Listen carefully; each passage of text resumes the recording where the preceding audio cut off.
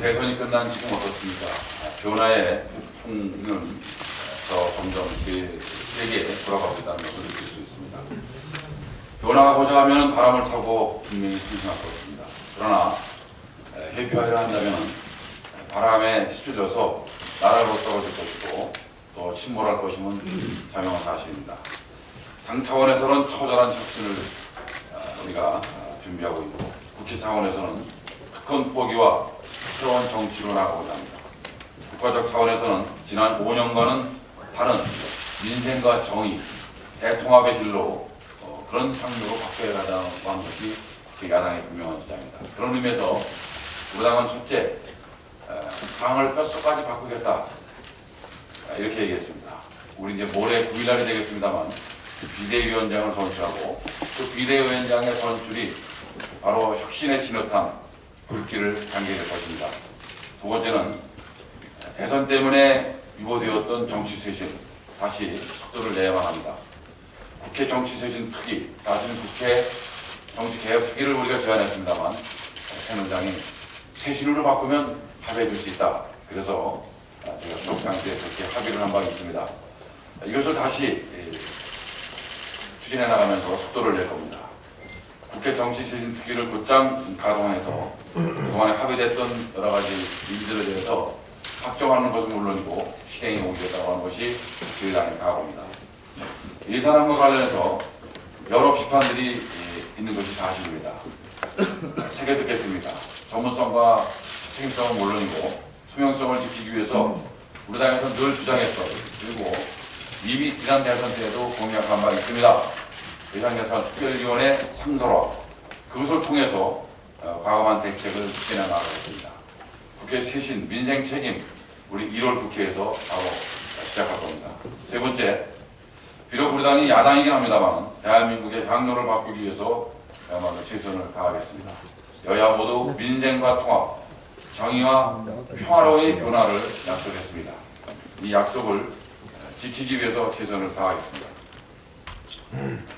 다음은 대선이 끝난 뒤 허니문식이라고 하는 얘기가 많이 있습니다. 최근 상황을 보면 당선인과 집권 세력이 이 허니문을 깨고 또 다른 길로 가는 것이 참으로 안타깝게 그지없습니다.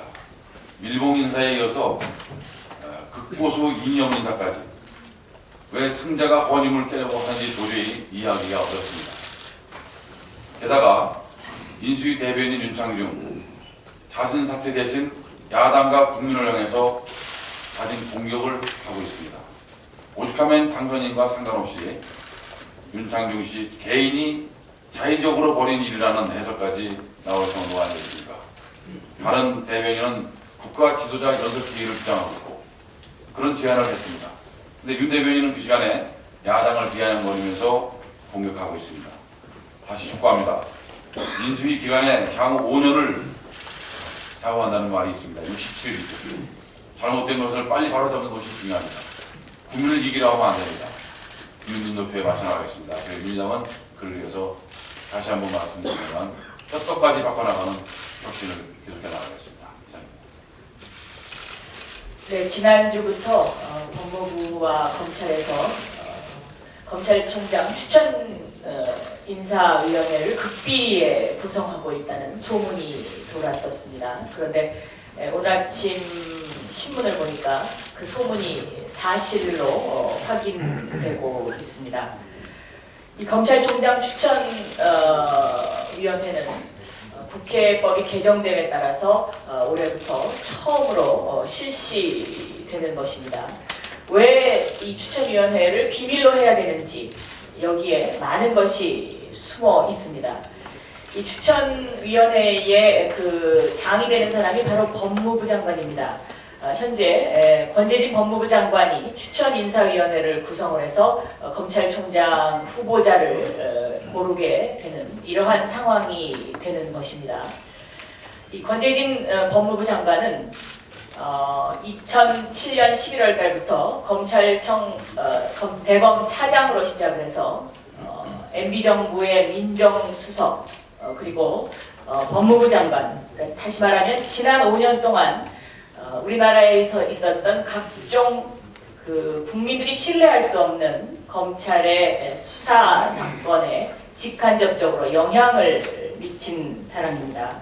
또 특히 지난해 연말에 있었던 한상대 검찰총장과 최재경 중수부장의 검찰의 난에 책임이 있는 사람이고, 민간인 불법 사찰 사건과 관련해서는 박근혜 당선자도 비대위원장 시절에 해임을 촉구한다는 그 회의에 결론이 날 정도로 지금 여러 가지 책임의 소재에서 자유롭지 못한 사람입니다. 그런데 이러한 법무부 장관이 검찰총장 인사위원회를 극비리에 구성을 해서 검찰총장을 고르겠다는 것은 한마디로 MB 정부가 그동안 만들어놨던 수많은 그 아직 밝혀지지 않았던 미제 사건에 대한 그 MB 퇴임 이후에 담보를 위한 것이 아니냐는 의혹을 강하게 제기할 수밖에 없습니다.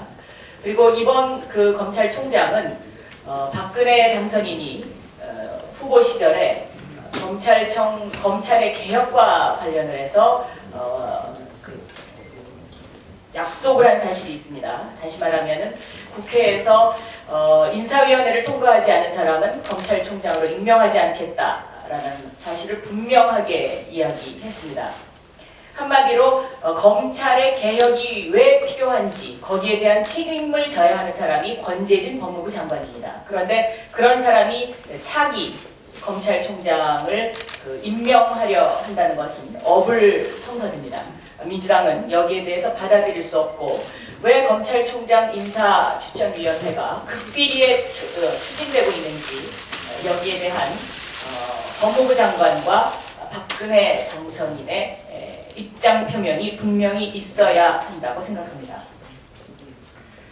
어제 인수위가 발족을 하면서 박근혜 당선자가 국민의 삶의 질을 최우선의 가치로 하겠다라는 그러한 이야기를 했습니다. 참 좋은 얘기입니다. 이 국민의 삶의 질이라는 것은 의식주의 물질적인 문제도 있지만 국민의 기본권으로 대표되는 우리나라의 헌법에 기초한 국민의 삶의 질, 이와 관련된 것이 더 중요한 일입니다. 다시 말하면 표현의 자유로 대표되는 국민의 여러 가지 기본권과 관련해서 이 부분의 국민의 삶의 질을 얼마나 새 정부가 담보할 수 있느냐의 문제입니다. 따라서 이러한 시각에서 봤을 때 이동욱 헌재재판소 소장 내정자 반드시 철회돼야 한다는 이야기를 다시 한번 강조드립니다. 감사합니다. 저는 오늘 대한법사정보위원회 연설위원회에서 나왔습니다. 방금 우리 박영선 법사위원장께서 검찰총장 추천인사위원회 구성에 대해서 지적을 했습니다만 이건 얘기가 되지 않습니다. 당연히 모험적 기대를 가지고 하는 인사이기 때문에 박근혜 대통령 취임 후에 이루어져야 한다는 것을 강조하면서 만약 이런 식으로 한다고 하면은 현직 대통령과 당선인이 서로 이해관계를 위해서 마치 이동욱 헌법재판소장을 임명하듯 검찰총장도 또 엉뚱하게 임명하면서 책임 소재를 불분명하게 만드는 기도다, 그런 생각을 했습니다. 지금 윤창중, 박동욱, 이동욱, 더욱이 인수위의 박여정 간사 등 일련의 극우 보수 인사들이 포진하고 있는 것은 앞으로 5년간 박근혜 당선인의 인사의 서막을 보는 것 같아서 굉장히 국민들이 불안하게 생각한다는 걸로 지적을 합니다. 아울러서 정치는 입으로 하는 거고 언론과 국민의 검증을 받으면서 하는 겁니다. 무슨 보안사 인사도 아니고 보안 하고 심지어 인수위 대변인은 언론을 향해서 공갈치는 그러한 언사가 계속되고 있는 것은 지극히 우리에게 특히 야당을 무시하는 발언을 쏟아내는 것은 위험한 일이다라고 해서 좀 자제해 주기를 바랍니다. 제가 방송 출연을 윗선의 지시로 정지를 받았습니다. 그런데 이제 김여진 씨도 문재인 후보를 지지했다는 것으로 출연이 취소됐다고 하면 이것은 중대한 신호입니다. 저는 이것이 박근혜 당선인의 지시라고는 보지 않습니다. 그렇지만은 이러한 일련의 박근혜 인사에 대해서 이미 그쪽 방향으로 줄서기 하고 있다는 것을 나타내고 있기 때문에 우리는 다시 한번 야당으로서 박근혜 당선인의 성공을 아낌없이 협력할 수 있지만은 이러한 일이 계속돼서는 안 된다. 그래서 즉각 이런 문제를 시정하도록 인수위원회와 당선인이 조치해 줄 것을 거듭 요구합니다. 이상입니다. 국정원의 여직원이 이제 한 인터넷 사이트에서 16개의 아이디를 사용해서 대선 관련 찬반 여론을 표시했다는 것이 드러났습니다. 이로써 대선 전 국정원의 선거 개입 의혹 사건, 그 빙산의 일각이 드러나고 있습니다. 또한 12월 16일 경찰의 중간 수사 결과 발표도 거짓으로 판명되었습니다. 결국 선거 사흘 전에 국정원 여직원의 댓글 흔적 발견 못했다면서 혐의 사실을 부인하는 중간 수사 결과를 발표한 것은 일부 정치경찰의 범죄 능력이자 또 다른 선거 개입이었습니다. 국정원과 경찰의 불법과 선거 개입, 그 뿌리를 끊어야 합니다. 경찰 조사의 신뢰도 제고를 위해서라도 민주당은 거짓 중간 발표를 주도한 서울경찰청장의 책임을 물을 것입니다. 이상입니다. 자기 정부에 조금이라도 거북한 얘기를 하는 사람들은 입에 재갈을 물리겠다. 아니면 일방적인 정치적 성향만을 강요하는 그런 효과 내지는 그거를 의도하는 조치라고 생각을 합니다. 이거는 심각한 정치적 표현의 자유이자 민주주의에 대한 도전에도 해당이 될 수 있다고 생각합니다. 박근혜 정부에게 엄중히 경고합니다. 정치적 표현의 자유가 보장되고 자기의 의사가 자유롭게 표현되는 그런 공정한 사회를 만들어주기를 간곡히 부탁합니다. 표현의 자유를 비롯한 국민의 기본권이 침해되지 않도록 또 제대로 보장될 수 있도록 저희 민주당은 끝까지 최선을 다하도록 하겠습니다.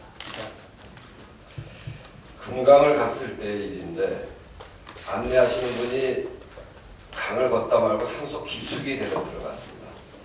길을 잃었습니다. 그곳에서 길을 찾아보라는 것이었습니다. 길을 찾을 수가 없어서 한참을 헤매니까 그분이 무릎을 꿇고 땅에다 손을 대봐라. 그러니까 그게 야생동물의 눈높이가 됐습니다. 그러니까 야생동물이 다니는 길을 찾을 수가 있었습니다. 그 길로 아래로 내려가니까 다시 금강을 만날 수 있었습니다. 민주당이 대선 끝나고 많은 실패와 어려움이 있습니다. 민주당이 굉장히 어려울 거라고도 이야기하고 있습니다. 저희는 고통받는 국민들 속으로 들어가서 다시 길을 찾고자 합니다. 우리의 눈높이가 국민의 눈높이에 맞지 않았다면 무릎을 꿇고 국민들의 눈높이에 맞춰서 국민들 속의 길을 찾아보고자 합니다. 저희들 현장으로 갑니다. 그래서 앞으로도 현장 속에서 국민들의 눈높이에 맞춰서 민주당의 길을 분명하게 다시 찾아갈 생각입니다. 오늘 쌍용자동차 국정조사도 촉구하고 쌍용자동차 노동자들의 삶, 또 철탑 위의 여러 가지 문제 이런 것들을 조사하기 위해서 현장으로 가기로 했습니다. 2시에 대학문에 집결하고 2시 반에 국정조사 촉구 기자회견하고 3시에 4시 반에 평택 철탑 농성장으로 가서 범죄 및 노조 간담회를 하고 그리고 6시에 와락을 방문해서 그 가족들과 간담회를 합니다. 은수미 의원, 김광진 의원, 김기식, 김성주, 김현미, 유은혜, 진선미, 박홍근 그리고 저도 함께 갑니다. 가서 이렇게 시작해서 현장에서 국민들 눈높이에서 민주당의 길을 앞으로 지속적으로 다시 찾아나가겠다 하는 말씀드립니다. 오늘은 원내 현안대책회의입니다. 행안위, 법사위, 정보위 이런 의원들이 원내 대표단과 함께 회의를 합니다. 그래서 회의한 것은 우리 다시 대변인께서 대변인으로 하여금 브리핑하도록 그렇게 하겠습니다. 이상 공개 그래? 저는 법사위 위원입니다. 어제 이동욱 헌법재판소장 내정과 관련해서 아주 간담회가 기자 여러분들과 있었습니다. 박근혜 후보 측이나 정부 측에서 이렇게 이야기합니다. 보수적 인사를 내정하는 것은 국가의 이념을 추진하기 위해서 당연한 것이다. 이렇게 얘기하는데요. 보수적 인사를 넘어섰다라고 하는 걸 다시 한번 강조해 말씀드리고자 합니다. 이동욱 헌법재판소 소장 내정자는 일본군 위안부 문제와 관련해서 국가가 나서야 한다라고 하는 위헌 소송을 2006년에 108명의 위안부 할머니들이 냈을 때 마치 할머니들이 돌아가시기만 기다리는 듯 기다리다가 당시의 모든 헌법재판소 위원들이 이것은 국가가 나서야 한다라고 판정 내렸을 때 이것을 소를 각하시켰던 장본인이 바로 이동흡 내정자입니다. 대한민국 위안부 할머니들을 위한 사람인지 아니면 일본의 편을 드는 사람인지 묻지 않을 수 없습니다. 2011년에 또 한 건이 있습니다.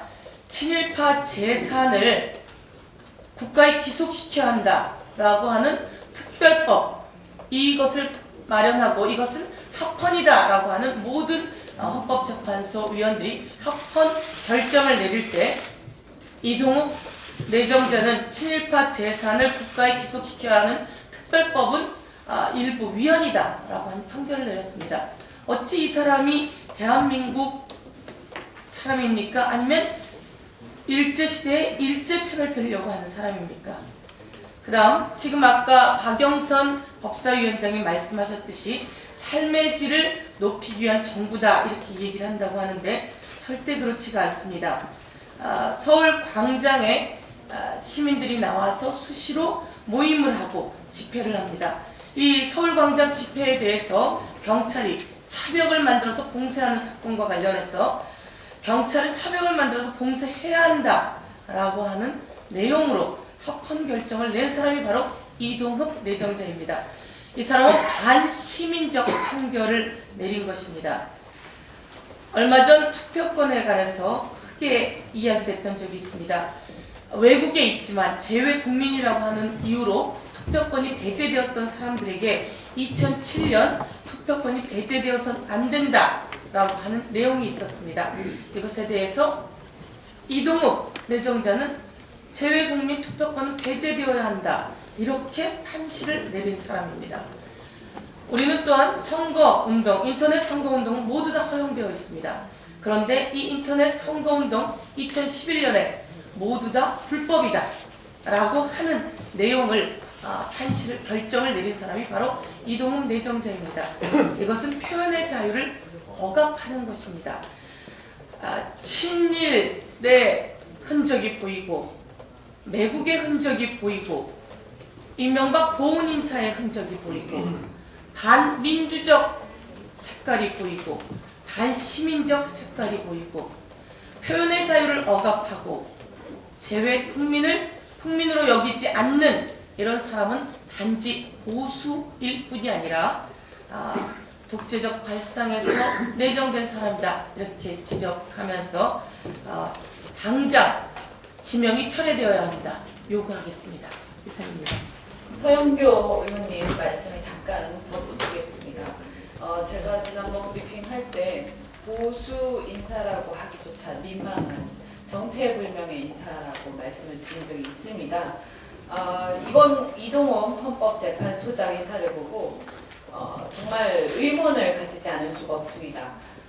보수라는 게 뭡니까? 보수의 리더이라고 하면 우리가 다른 것보다도 어떤 국가와 국민을 보호하는 데도 그런 어떤 국가의 정통성이라든지 전통을 아주 중시하는 그게 보수의 미덕이 아닌가 합니다. 그런 점에서 저도 굉장히 존중합니다. 그런데 이번 이동훈 헌법재판소장 인사를 보면 친일재산, 한수에 관한 문제라든지 위안부 할머니에 대한 문제라든지 이게 친일인지 보수인지 분명히 해야 될 것 같습니다. 저는 새누리당의 정체성이 의심스럽습니다.